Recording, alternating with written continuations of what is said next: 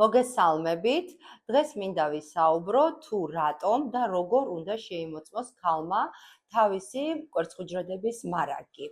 თვითონ კვერცხუჯრედები მოთავსებულია საკვერცხეში, სპეციალურ სტრუქტურებში, რომელსაც ფოლიკულები ეწოდებათ. ასაკის მატებასთან ერთად ხდება ფოლიკულების რაოდენობის შემცირება და შესაბამისად მცირდება ორსულობის დადგომის ალბათობა. კვერცხუჯრედების გახარჯვის პროცესი არის გენეტიკურად განპირობებული და ეს პროცესი არის შეუქცევადი, რომელიც იწყება ქალის ჯერ კიდევ მუცლად ყოფნის პერიოდიდან.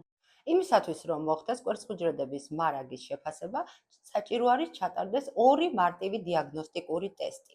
ეს არის ანტიმიულერული ჰორმონის განსაზღვრა სისხლში, ციკლის ნებისმიერ დღეს და მეორე ეს არის ანტრალური ფოლიკულების რაოდენობის შეფასება ეხოსკოპიური კვლევით.